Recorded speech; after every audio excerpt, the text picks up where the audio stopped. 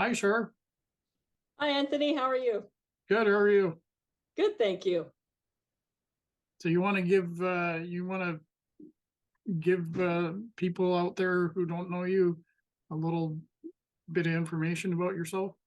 Sure. Of course, like Anthony just said, my name is Charlene. I am the co-owner of Metal Titans, Canadian webzine out of Vancouver, BC. But we do on an international scale as well, because we do have some European contributors. Personally, I do a lot of the photography. I do concert reviews, spotlight features, some of the editing.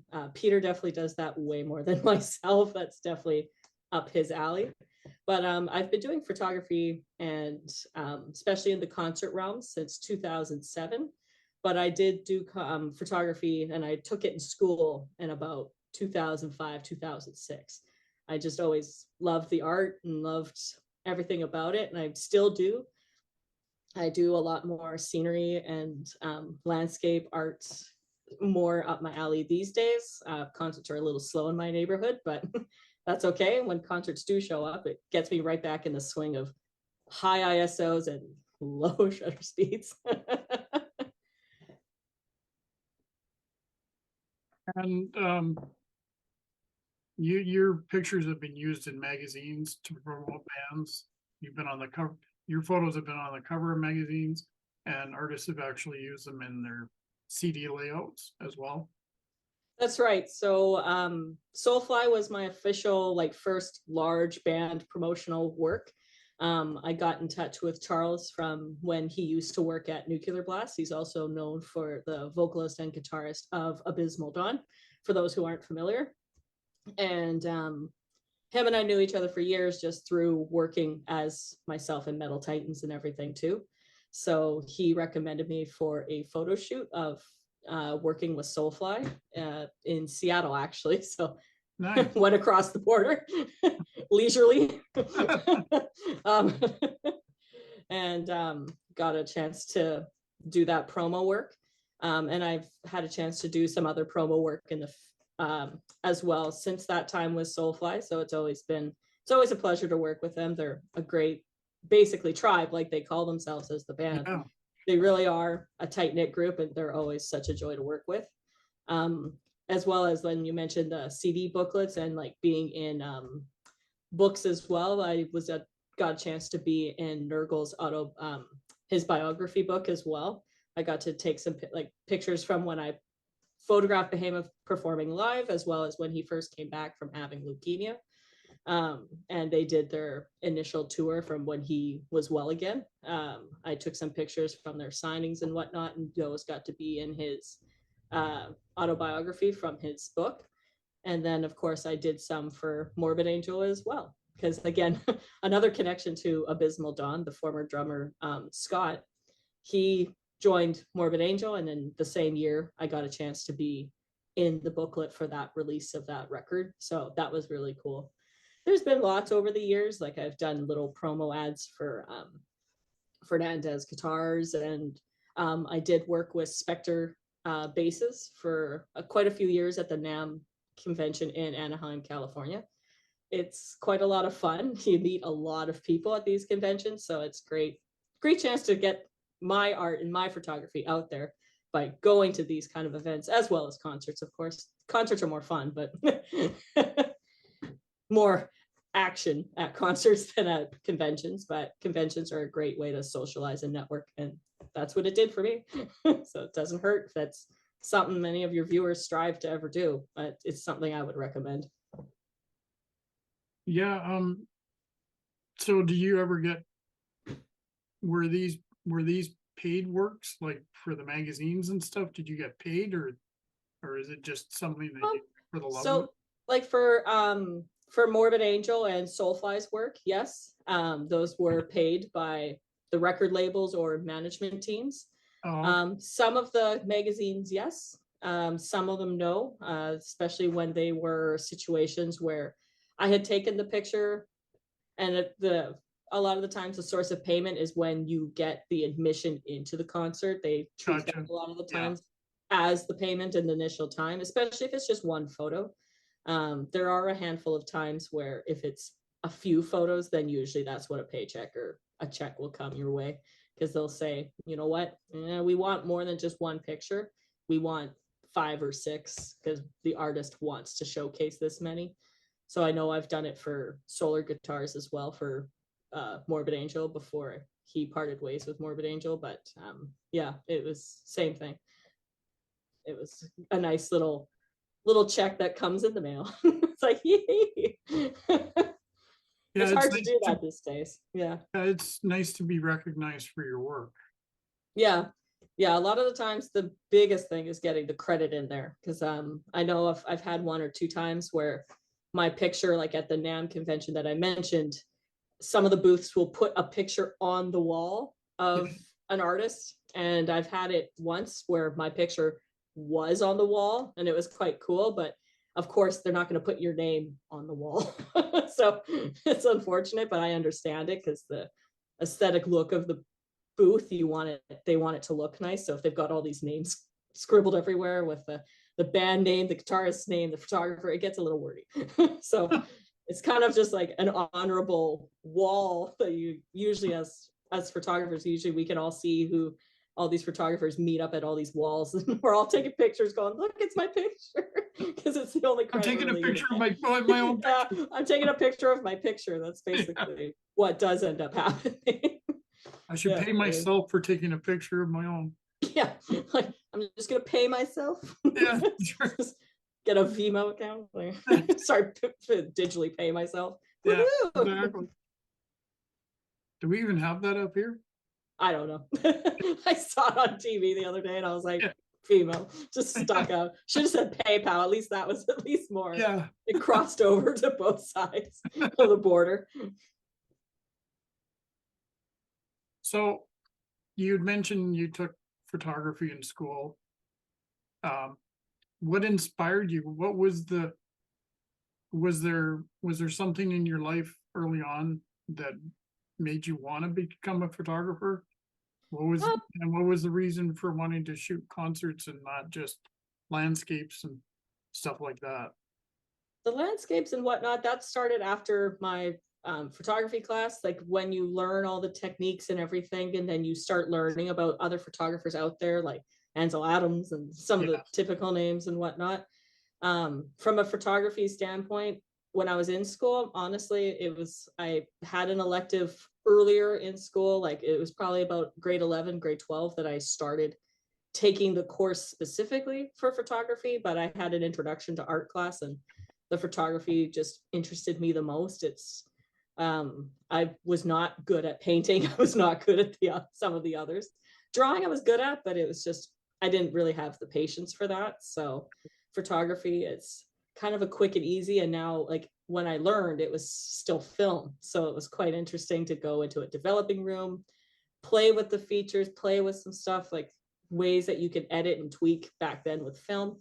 Now it's so much easier because everything's digital, but you still have a lot more to play with now. It's quite a big, broad spectrum of filters, and with AI in the world and stuff like that, there's so much more you can do with photos, which can also be dangerous nowadays, speaking of that, but that's a whole other discussion.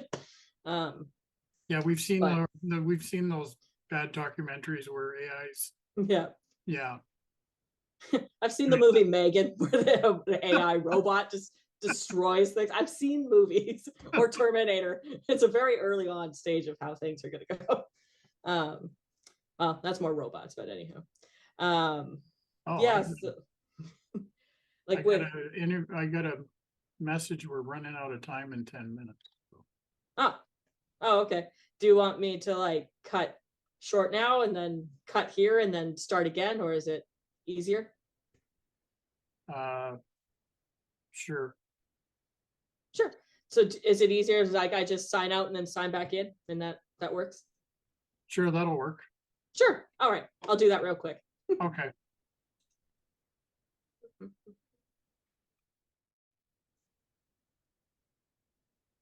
Hello again. We got so rudely cut off by Zoom. Good old Zoom.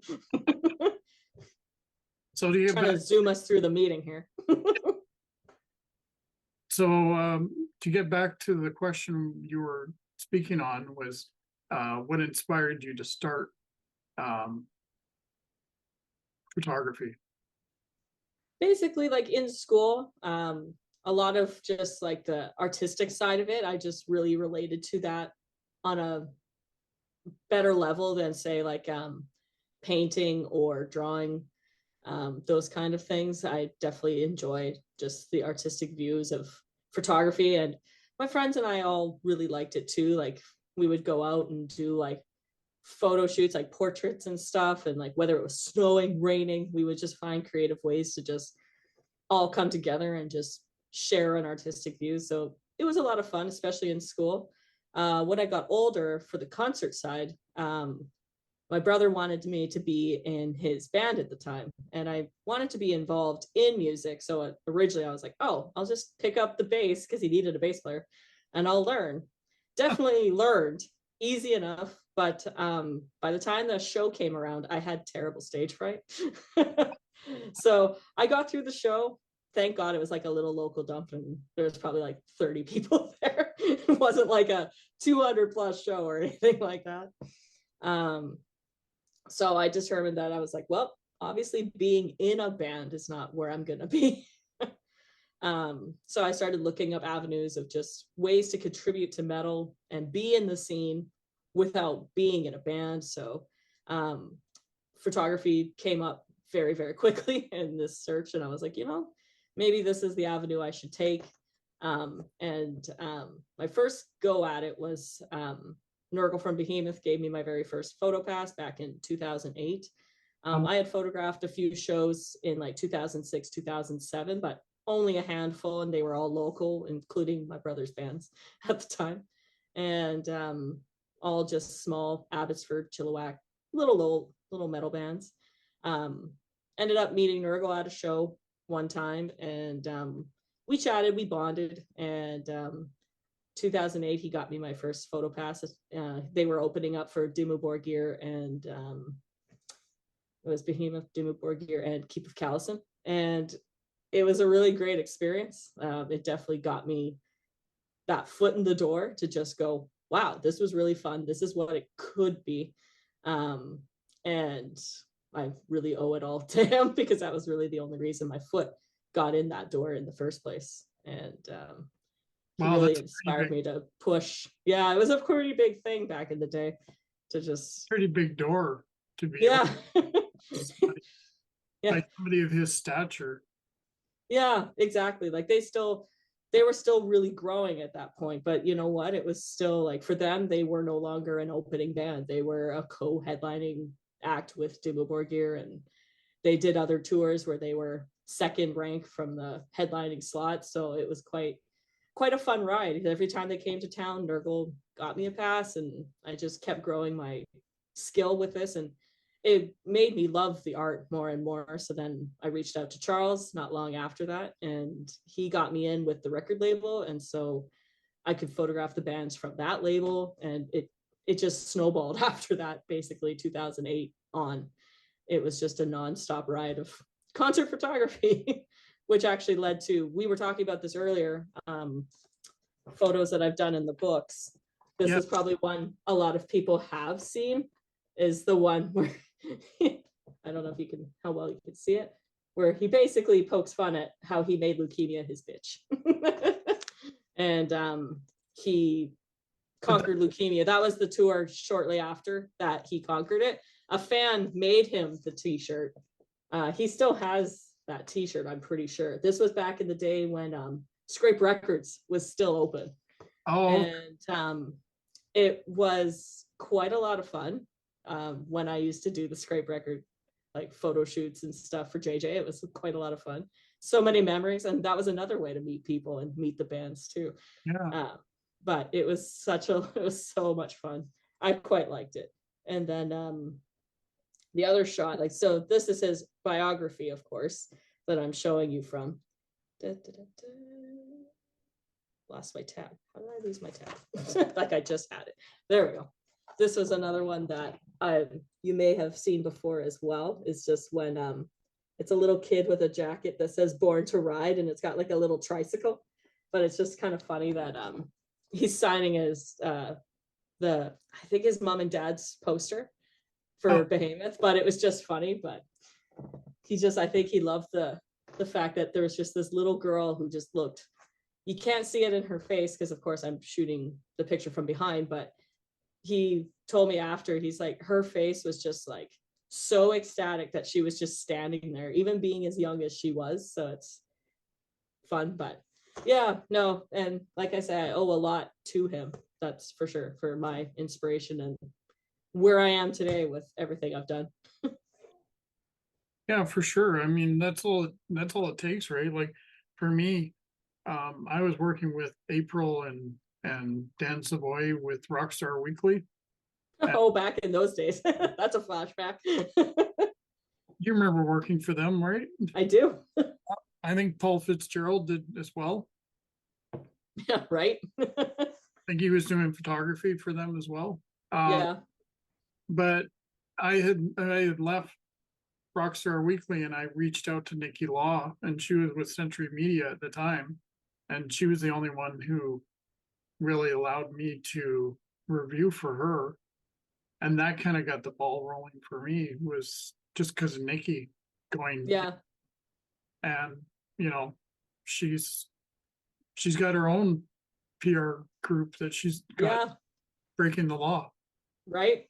Yeah. She's definitely like, she's really kicked her own career off. Nikki's always too one of the ones that I first got in touch with way back when I was starting, when she was still with Century Media as a PR agent for that record label. And yeah, she still has really good ties with them too. Like they've all just connected. They're like a family, because when I worked with her very briefly for her Breaking the Law PR, she needed some extra hands, so I offered my help for that. That was quite a ride. That's definitely something I'm not used to. It was actually fun though. It's a totally different world. Like being on the receiving end of photographers asking for press passes was kind of a weird reverse role kind of moment. I'm like, oh, what do I do? Can I just approve everybody? Because that's what I would want. Nikki's like, you can't quite do it that way, but as much as you would like to. As much as I'd like to. Certain cities, like, especially because she does the US side, so I was helping on the US side of things, and for her PR company. And it's crazy how much PR, like when I request shows now, I kind of think that in my head and I go, I can remember how much PR I had to reach out to for press releases in certain regions. And I'm like, no wonder nobody gets approved in certain areas, because there is so many outlets, like in New York City, right? Excuse me, Philadelphia, Los Angeles, like so many of those hubs have so much that I'm like, now I get it, why they just can't willy-nilly approve everyone, as much as I would love to be that person to just go, here you go, you get a pass, you get a pass, you get a pass. Pull the Oprah card. Pull the Oprah, yeah, I was gonna say that. It's like, woohoo! Everybody gets a pass. Everyone gets a pass. Not and this we're time. bankrupt. And we're bankrupt. Nobody's ever going to work with us again. Yeah, no one's getting paid. Bands didn't make any money because there's too many press passes being held out. Tours have stopped. It's the COVID of concert life. Yeah, it's like everything comes to a stop. It kind of already did come to a stop with it, but yeah, with Char handing out passes everywhere, no one's getting anywhere. But that was a fun ride. That was a fun ride to be a PR agent for a bit. Yeah, I know when I don't get approved for shows or whatever, I take that into account. Like there's the province, there's the Sun, there's the Street, Yeah. There's places like that that are gonna get the top pick, and they're gonna be giving those tickets out. Right? Yeah. And radio stations, TV stations, and Well, and it's interesting, like ever since the pandemic ended, I find press pass and releases are very, very minimal. Like it went from like having 10 or 15 photographers in like Rogers Arena pits or Pacific Coliseum. I'm lucky to see 5 or 6 people now. It's crazy how much they've cut back. Like I was surprised I got like I shouldn't say I'm surprised for Five Finger Death Punch, because I knew that agent, so I knew who to talk to. But in most cases, for anything Live Nation or anything big arena, it's almost a no now, because they don't approve as many people. And whether that's because of the pandemic and bands didn't make the money, so they're trying to recoup losses. So to give all these free passes, like I say, can't all be Oprah, just giving stuff away. So I think they've cut back, but it is a shame, because now less outlets cover it, and now you get less exposure, especially because like our region is already suffering. There's not a lot of shows coming to the Pacific Northwest these days. So it's a shame.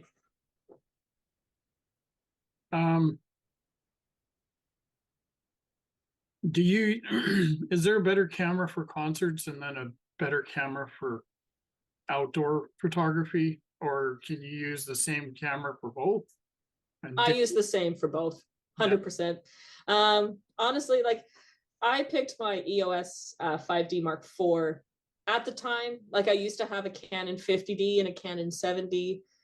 Those are not full frame cameras, so I was used to a cropped sensor. And what that means is, like, when you're looking through the viewfinder, your lens isn't its true length. So like instead of being a 70 to 200 millimeter, it's like truly like 100 to 200 millimeter.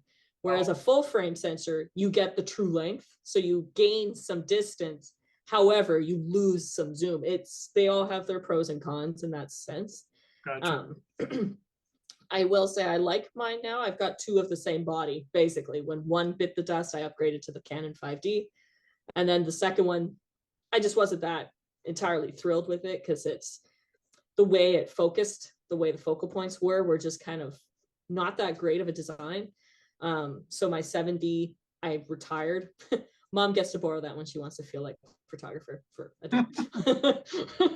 Or if she wants to take pictures of Jonathan, I'm just like, I'm going to take this one. I'm going to sit this one out. I just shot shows all week. But yeah, it's like, now that I have the 5D, it's got so many more focal points that to pick where you want to shoot and where you want that clear, crisp image to really focus on. I can't imagine going backwards now. I'd probably hate how little choice I have. And like shooting in RAW and everything like that too. It's honestly, a lot of people like the mirrorless cameras nowadays. They've kind of stepped into play, versus like my 5D still has the mirror in it. All my equipment is based on that, whereas the mirrorless ones, you usually have to either buy an adapter to make your old lens fit, or you buy the new lenses that go with the mirrorless system. I just didn't want to do that. Maybe when the time comes down the road, if I want to go the mirrorless way. But honestly, all the cameras do have their pros and cons. So I would just say they always say it's the photographer, not the equipment at the end of the day. And the experience with the equipment also will make a difference. So some people have shot amazing photos with like just small little power shots, and all it took is just knowing what to do with it. So at the end of the day, the smallest equipment can still make a difference versus paying thousands of dollars for this big hefty beast of a camera. But I still like my beast of a camera, don't get me wrong. It's definitely gives me a lot of creativity for photos when I go to Iceland or Greece or Norway, when I travel, or even at concerts. It gives me quite a lot of flexibility. So I'm happy with it. The Canon 5D has been around for years, and I don't think they'll plan on discontinuing it. Knock on wood. I kind of know the answer to this question, because I think you asked this before. But your biggest pet peeve at a concert, I think the answer is red light. Yes. Or a single light. If it's a single light. I've had that too. Or no front lighting. That it's funny because like I absolutely loved my experience when I shot Septic Flush in Greece. It was really phenomenal when they had their orchestra, everything. Yeah. They did not have a lot of lighting in the front. So that was a little disappointing when I shot it. I was like, oh, so you're in this huge huge arena thing, like ancient building and everything, and you've got all this light behind you, but you don't have it in front of you. So that was a little heartbreaking, but still got amazing shots from it. But yeah, you're right. Pet peeve will still be fog and red light. Those will always be top one pet peeves. It's like, no. But that's it's terrible. I will say too, like when I have had bands that are too interactive, for lack of a better term. And in the sense of where they instigate fans to really push boundaries and jump into photo pits, but then like they're already really drunk, usually when this happens. And they get too interactive and they're trying to push you to get up on stage to be with the band. I've had it a few times, and it's usually the punk metal bands that have this stuff happen. To me, I'm like, why instigate that kind of behavior? Like, just wait till after the 3 songs when we're gone. Even if you want to instigate the behavior, just wait the 3 songs. We only have 3 songs. Yeah, because they know the limit. They know the limit for the songs. How exactly. Long. Yeah, the only time I got a press pass or a photo pass for a pit was at Slayer in Abbotsford. Nice. That was a good show. I had already met you a couple times. Yeah. But I met Derek Carr and I met Keith Clark. They're great guys. They're are always great to share the pit with. Yeah. And photography etiquette, that's also a big thing. Amongst us photographers, like we will all say, like, if there's a photographer that's just being pushy or kind of like bratty, for lack of a better term, that is also a pet peeve just amongst each other. Because no, fans don't really care about that. Only us photographers care about that. Yeah, exactly. Whereas the red fans may care, because if they can't see the band, it's also kind of irritating if you can't see them. Yeah, because I mean, they paid to go to the show, right? Right. I don't pay. It's a little different. Like, at least I can't really complain that much. I don't pay. But for fans who pay, I'm like, I want to see the band. If I don't see them, I could have just watched it on YouTube at home for free. And see all those cameras. Yeah. That's my biggest pet peeve. I was just gonna say, yeah. Some artists are actually saying that there's no cameras, that you have to have them locked up at the front doors. I've heard of that a few times, and I'm like, how does that work? How do they manage that? But I guess if they make you check it in at the door, that's pretty much it. That's how they manage that, which I don't blame them. It really takes away from the whole experience nowadays. It really does. Like even when I went to the Septic Flush event, they say in the beginning to please avoid using your phones and blah blah blah.